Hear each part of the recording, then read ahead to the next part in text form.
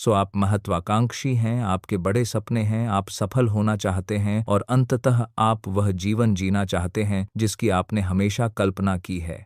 लेकिन एक समस्या है, आप आलसी हैं। आप जानते हैं कि आपको वास्तव में क्या करना चाहिए, फिर भी आप वह नहीं करते, जिससे अपराध बोध की भावना पैदा होती है। क्योंकि कहीं न कहीं आप जानते हैं कि आप और भी बहुत कुछ करने में सक्षम हैं। यह अपराध बोध दिनों, हफ्तों, महीनों तक इकट्ठा होता रहता है जब तक कि यह स्वीकृति में नहीं बदल जाता। और फिर नया साल आता है और उसके साथ पिछले साल के वही लक्ष्य। आप प्रेरणा और थोड़े से भ्रम से भरे होकर जोरदार शुरुआत करते हैं, प्रोक्रेस्टिनेशन का हमला। लेकिन इससे पहले कि आप कुछ जान पाते, टालमटोल वैसे ही घुसपैठ कर जाता है जैसे वह रिश्तेदार जो हमेशा बिन बुलाए आ जाता है। आपका लंबित टालमटोल आलस्य के दैनिक चक्र में बदल जाता है और इससे पहले कि आप कुछ जान पाते, आप खुद को एक आलसी व्यक्ति का लेबल दे देते हैं। चक्र को तोड़ना, जड़ कारण को समझना। तो हम इस चक्र को कैसे तोड़ें और टालमटोल से कैसे मुक्त हों? इंटरनेट पर कई वीडियो हैं, लेकिन उनमें से अधिकांश केवल लक्षणों पर ध्यान देते हैं, जैसे सोशल मीडिया को हटाना या ध्यान भटकाने वाली चीजों को दूर करना। हालांकि ये अल्पावधि में मदद कर सकते हैं, ये वास्तविक मुद्दे को संबोधित करने में विफल रहते हैं। टालमटोल के पीछे का मूल कारण, जिसे एक शब्द में इनर्शिया कहा जा सकता है,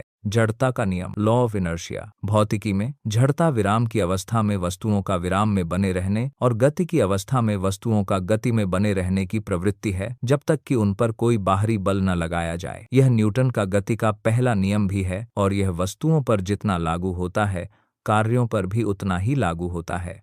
किसी भी कार्य को शुरू करने के लिए, चाहे वह कितना भी छोटा क्यों ना हो, जड़ता की विराम अवस्था को दूर करने के लिए एक प्रारंभिक धक्का और कुछ मात्रा में ऊर्जा की आवश्यकता होती है।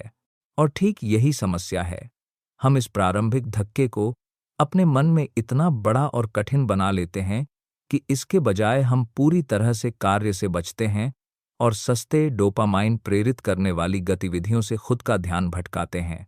जड़ता को तोड़ने के दो तरीके, 2 ways to break inertia.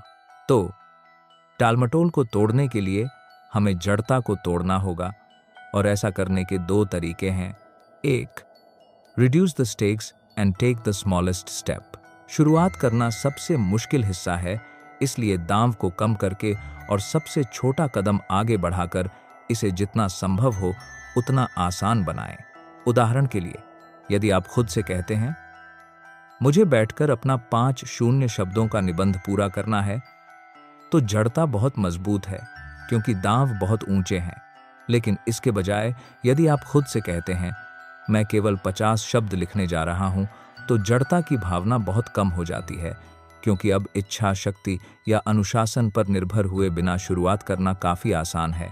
2 minute का नियम, द 2 मिनट रूल। एक और लोकप्रिय तकनीक है 2 मिनट का नियम। यदि आपका काम करने का मन नहीं कर रहा है, तो बस खुद से कहें कि आप इसे 2 मिनट के लिए करेंगे और फिर चाहें तो रुक जाएंगे। उदाहरण के लिए, आपका कमरा साफ करने का मन नहीं कर रहा है, एक गाना लगाएं, अपना कमरा साफ करें और जब गाना बंद हो जाए तो रुक जाएं। सबसे अच्छी बात यह है कि आमतौर पर आप 2 मिनट से अधिक समय तक जारी रखेंगे या 50 शब्दों से अधिक लिखेंगे। और ऐसा इसलिए होता है क्योंकि गति में वस्तुएं गति में बनी रहती हैं, जिसका अर्थ है कि एक बार जब हम शुरू करते हैं तो हम गति हासिल करना शुरू कर देते हैं और यह गति हमें लंबे समय तक जारी रखती है। शुरुआत में यह पहाड़ी पर गेंद को धकेलने जैसा है, लेकिन एक बार जब हम जड़ता के बिंदु को पार कर लेते हैं तो उसके बाद ढलान ही है।